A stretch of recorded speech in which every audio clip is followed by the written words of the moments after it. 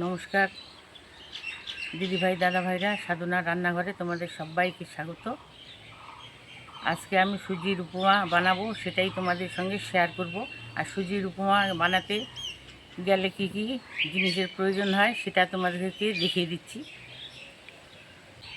এখানে আমি একটা ক্যাপসিকাম নিয়েছি, এখানে কারি পাতা নিয়েছি, এখানে একটা গাজর আছে, একটা বড় সাইজের পেঁয়াজ, দুটো কাঁচা লঙ্কা, কাজু বাদাম, টমেটো, আর সঙ্গে বাদাম অল্প থাকবে, আর চিনি লবণ তো থাকবেই। তো আগে আমি সবজিগুলোকে কেটে নেব। আর এই সুজির উপমা কিন্তু খেতে খুব সুস্বাদু হয়, আর বড় থেকে বাচ্চারা সবাই খেতে ভালোবাসবে। তো চলো সবজিগুলোকে আমি কেটে নিচ্ছি। আর এই সবজিগুলোকে কিন্তু আমি ভালোভাবে ধুয়েও নিয়েছি। এখন আমি এক এক করে সব সবজিগুলোকে কেটে নেব।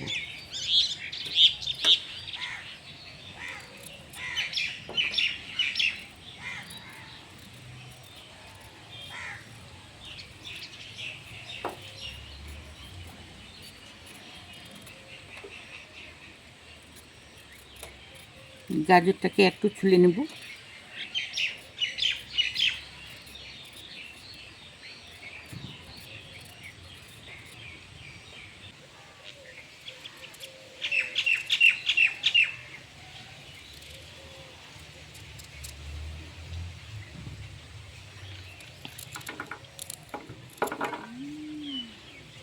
গাজরটাকে কিন্তু আমি ছোট সাইজ করে কেটে নিচ্ছি।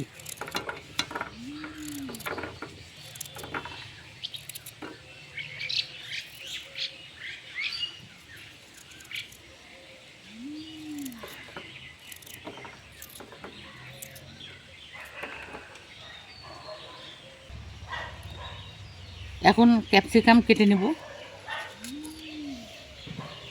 এটাকে একটু বড় সাইজ করে কেটে নিচ্ছি। ক্যাপসিকাম তো নরম, অল্পতেই সিদ্ধ হয়ে যায়। আর ক্যাপসিকামের যে বীজগুলো আছে সেগুলোকে আমি ফেলে দিচ্ছি।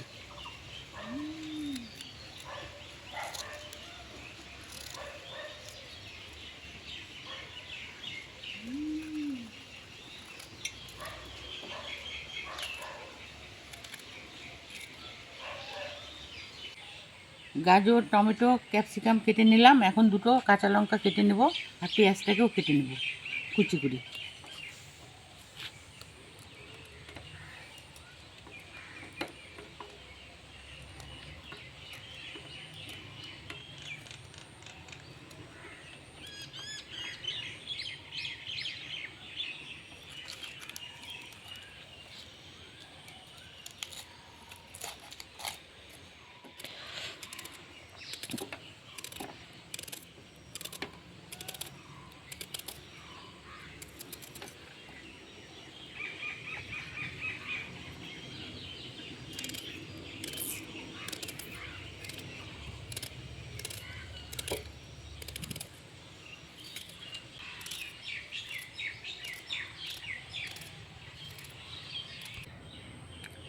সুজির উপমা বানানোর জন্য যে উপকরণগুলো নিয়েছি সেগুলোকে আমি সম্পূর্ণভাবে কেটে নিলাম। এখন গ্যাস জ্বালিয়ে কড়াই বসিয়ে দেবো।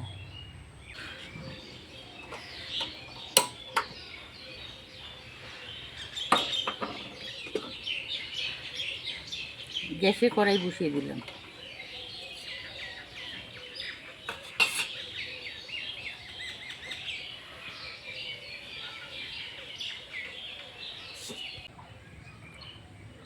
কড়াই গরম হয়ে গেছে, কড়াইতে দিয়ে দেবো সাদা তেল।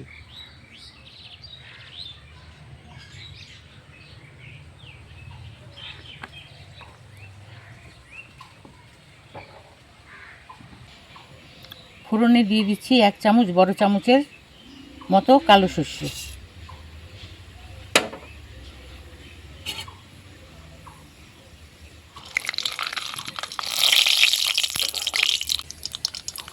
কিছুটা দিয়ে দিব কারি পাতা।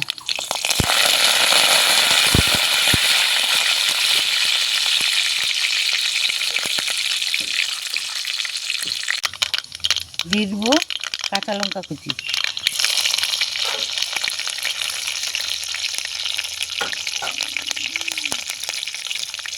এখন দিয়ে দেবো পেঁয়াজ কুচি।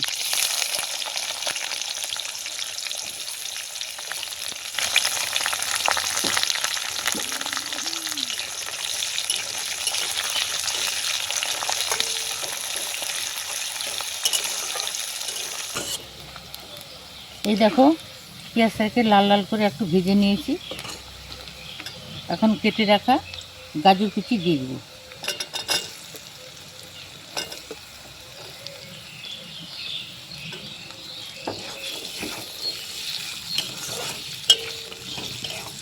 গাজরটাকে কিছুক্ষণ একটু ভেজে নেব। পেঁয়াজের সঙ্গে গাজরটাকে কিছুক্ষণ ভেজে নিলাম। এখন দিয়ে দেবো ক্যাপসিকাম।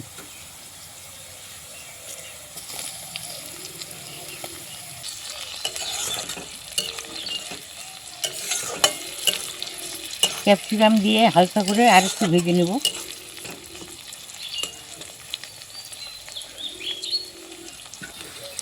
ক্যাপসিকাম গাজরের সঙ্গে হালকা করে ভেজে নেওয়ার পরে এখন দিয়ে দেবো টমেটো কুচি।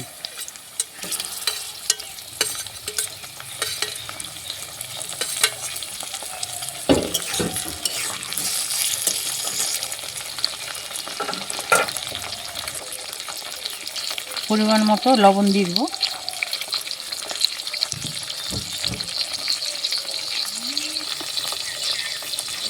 সামান্য একটু হলুদের গুঁড়ো।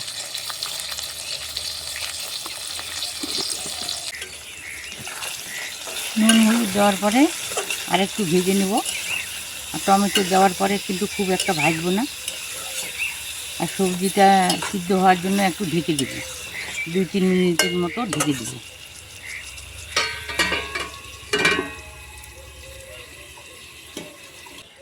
দুই মিনিট পর ঢাকাটাকে তুলে নেব।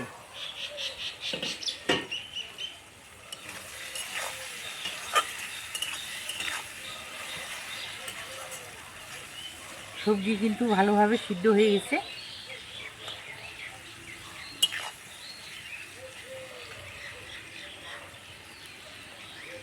কাজু বাদাম এখানে দিয়ে দেব।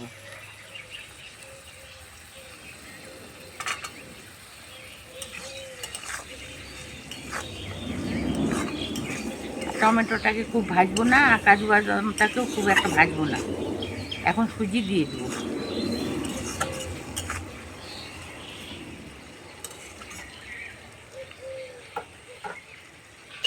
সবজিটাকে ভালোভাবে সিদ্ধ করে নিয়েছি। এখন দিয়ে দেবো সুজি।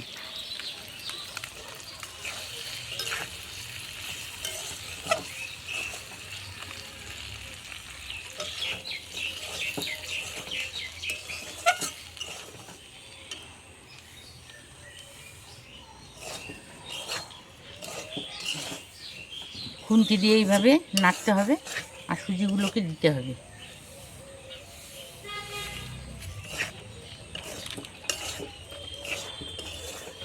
আর গ্যাসের জালটাকে মিডিয়ামে রেখে সুজিগুলোকে কিন্তু আমি ভাজবো।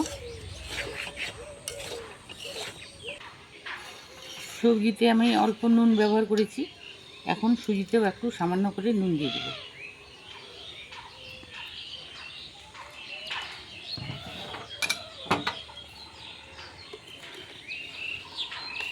1 চামচের মতো চিনি দিয়ে দিচ্ছি।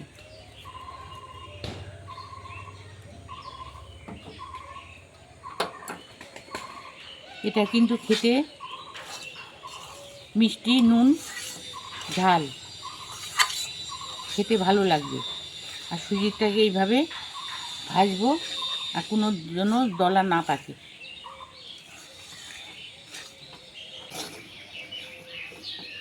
এই দেখো সুজিটাকে আমি ভাজতেছি, কোনো দলা হচ্ছে না, ঝরঝরে এটা কিন্তু উপমা তৈরি হয়ে যাবে।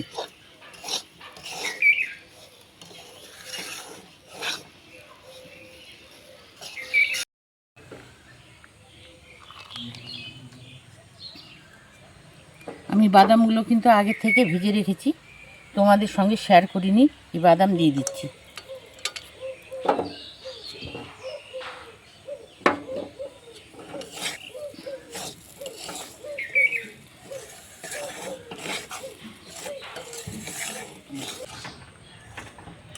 সুজিটাকে কিন্তু অনবরত নাড়তে হবে, আর নর্মাল জল এখানে ব্যবহার করতে হবে, অল্প করে জল দিব যেন দলা না পাকিয়ে যায়। অল্প অল্প করে জল দিব আর সুজিটাকে ভাজতে থাকবো।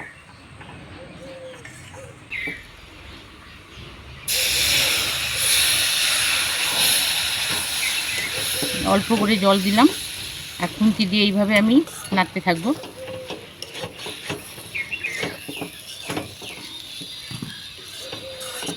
আর একটু জল দিয়ে দিচ্ছি।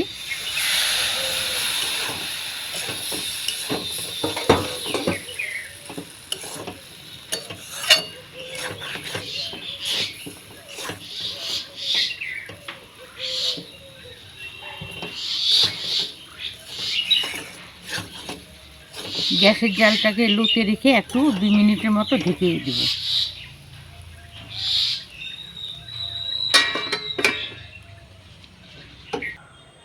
2 মিনিট পর ঢাকাটা তুলে দিচ্ছি।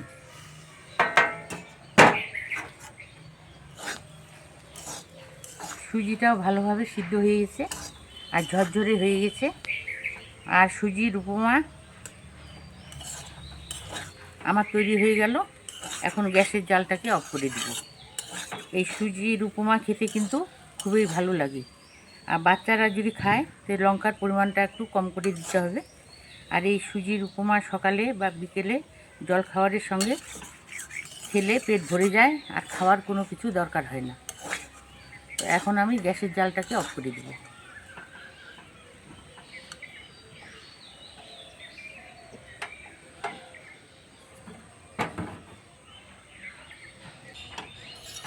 এখন সুজির উপমাটাকে আমি প্লেটে ঢেলে নেব।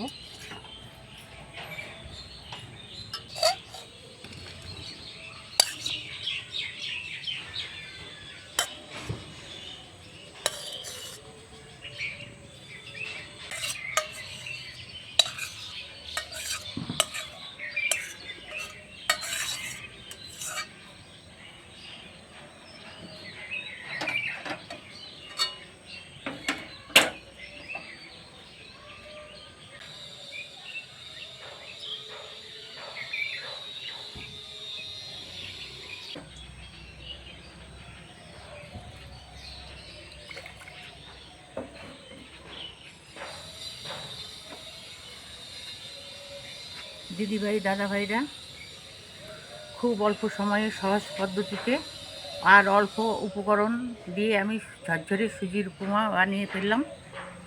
তোমরা ওইভাবে বাড়িতে বানিয়ে খাবে, আশা করি ভালো লাগবে। ভালো লাগলে আমাকে লাইক করবে, কমেন্ট করবে, বেশি বেশি করে শেয়ার করবে। আর যারা আমার ভিডিও দেখছো বা দেখছো না, আমার চ্যানেলটাকে সাবস্ক্রাইব করার অনুরোধ রইল। আর রান্নাটা এখানেই শেষ করে দিচ্ছি। তোমরা ভালো থেকো, সুস্থ থেকো। আমিও ভালো থাকার, সুস্থ থাকার চেষ্টা করব। টাটা।